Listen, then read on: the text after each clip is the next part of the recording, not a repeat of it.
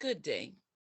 Welcome to Lecture 2, Introduction to the Periodic Table.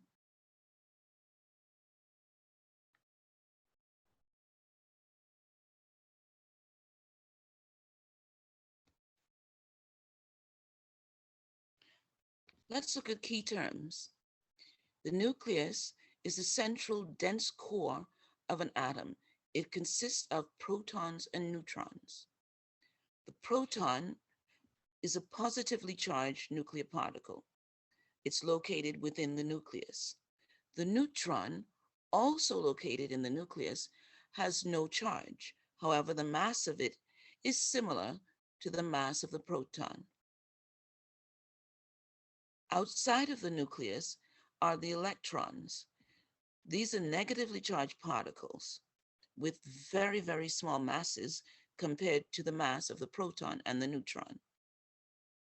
An ion is an atom or group of atoms with an overall negative charge.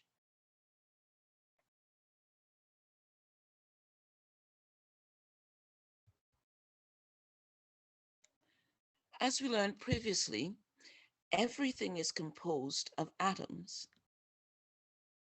That's everything that has mass and volume. Now, these atoms can come from substances that can be quite different, but each of the substances is called an element. Every element has its own unique symbol. The symbol will contain either one or two letters. In the case shown here, we see the element carbon, which is represented by the symbol capital C. Another feature of the symbols that we'll see for every element is what we call the atomic number. All of the atoms of a particular element will have the same number of protons.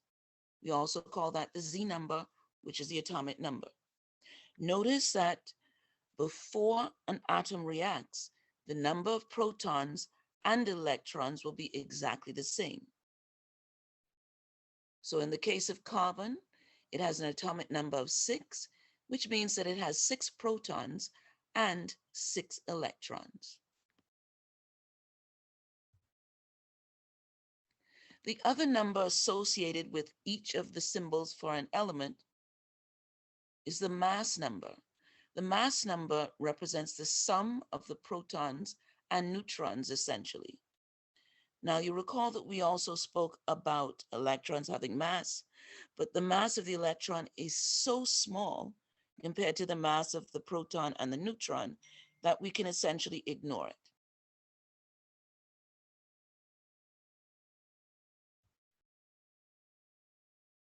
Now, in some cases, there are elements that can have more than one type of atom, and we call these different types of atoms of the same element isotopes.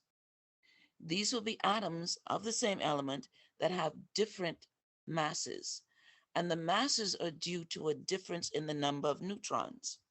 So all of the atoms of a particular element will have the same number of protons, the same number of electrons. However, the number of neutrons can vary. So for example, here, if we look at carbon 12 and carbon 11, they will both have 6 protons and 6 electrons. However, carbon 12 will have 6 neutrons in the atomic nucleus, whereas carbon 11 will have how many? If you're thinking 5, you're absolutely correct.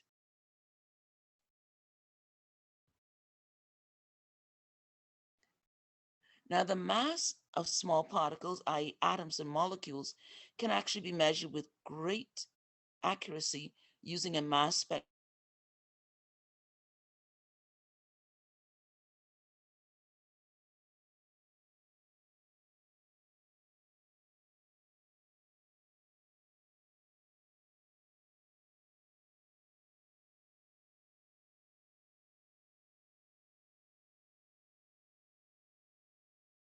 By looking at the percentages or relative abundances of different isotopes in a sample of an element.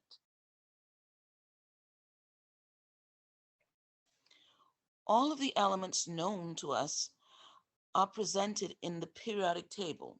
The periodic table is a systematic way of representing the elements, and it allows us to see relationships, predict activity, predict behavior.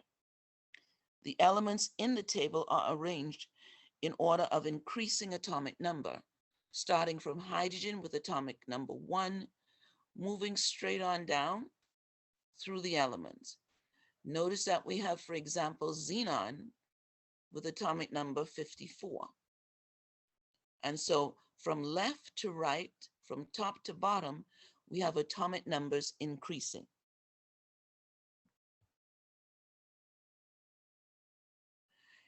Later on, you'll see that when we look at the chemical properties of the elements, you'll see that there's certain elements that behave like other elements. We talk about this repeating pattern of reactivities as periodicity.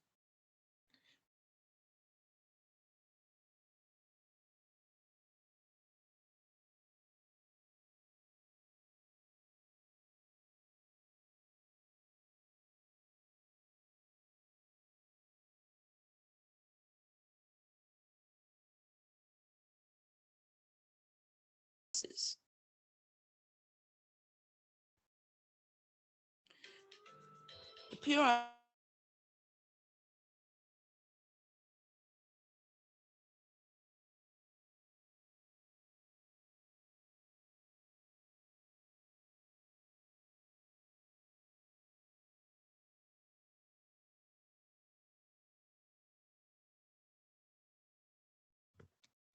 certain groups have very specific names. You will be expected to know these names. So for example, group 1A, alkali metals. Examples that you would have been familiar with, the sodium, which is found in table salt, sodium chloride. In group 2A, the alkaline earth metals, an example, calcium, which is a key component in compounds that make up bone. Group 6A, the chalcogens, right? An example, oxygen, which if you're here now, it's because you're breathing it, and it is absolutely essential to our lives. 7A, halogens. And again, going back to table salt, which is sodium chloride, well, there's the chlorine that is a part of sodium chloride. Group 8A, noble gases, also referred to as rare gases or the inert gases. Examples, if you've ever had a balloon gift, you know, the balloon that just floats really nicely, that's because the balloon is filled with the inert, i.e. unreactive gas, helium. If you've seen some really fancy lighting, sometimes that's done with neon. You would have heard about neon lights. So these are some of the groups and their names. Within the periodic table, we have two types of elements. We have nonmetals and metals. Nonmetals are located on the right-hand side of the periodic table, with the notable exception of hydrogen, which is placed over group 1 because it has some properties similar to it. Metalloids are elements that have some metallic characteristics as well as some non-metallic characteristics. And these form the border of a step line. So if you look here, we have boron, silicon, etc. And so along this line, we have metalloids. Metals are on the left-hand side of the periodic table. And you'll note that most of the elements are actually metals. And so everything on this side that you can see very clearly, these are all metals. Some metals that we tend to be more familiar with: iron, copper, zinc, platinum. And then we have the soft metals: sodium, potassium, rubidium, cesium, lithium. So those are the metals. Those that are blurred, these would be the nonmetals. And notice again, most elements are metal.